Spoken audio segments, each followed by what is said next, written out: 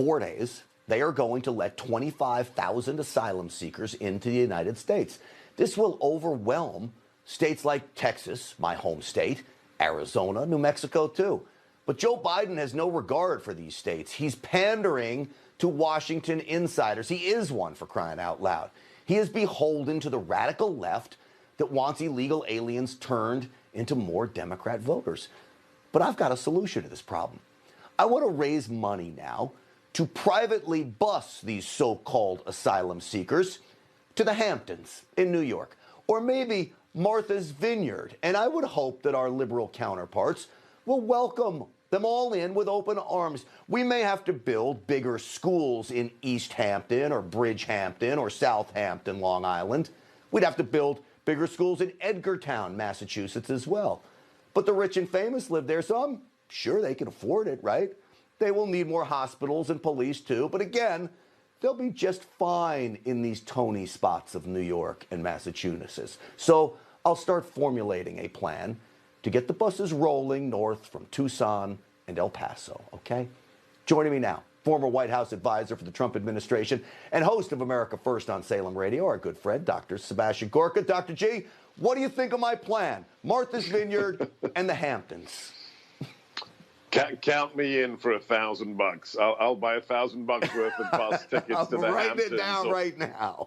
Absolutely. Look, this is the insanity of the Biden administration. First things first, every administration gets a crisis and gets challenged. For Bush Jr., it was 9/11. For us, it was ISIS. The crisis that is around the corner are the caravans of illegal immigrants coming across the border who have been told Biden is going to amnesty them. I recently had former CBP Commissioner Mark Morgan on my show, America First, and he used these words. He said, these caravans are petri dishes of disease and coronavirus. These people are coming into America unfettered when Biden is talking about travel restrictions for Americans traveling to Florida. What's going on here, Grant? This is insanity. And let's be clear, this is personal to me. My parents were real refugees, true asylum seekers. My father was liberated from a political prison and ended up in a refugee camp. These people aren't asylum seekers. The international law is very clear. Asylum is for those who would be killed for political, ethnic, or other reasons back home. These are economic illegal immigrants. And the fact that they've stood down eyes means that these people, you know, Grant, these people are going to come across the border and they are just going to disappear into America. Of course. This catch and release program, we've already seen it. It doesn't work. And you know what's amazing? You mentioned 9/11. George Bush didn't create the 9/11 problem.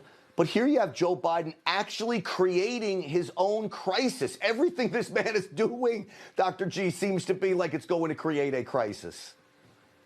And it doesn't matter what it is, XL, Keystone Pipeline, the standing down of the military for 60 days until we can investigate white supremacy in the armed forces.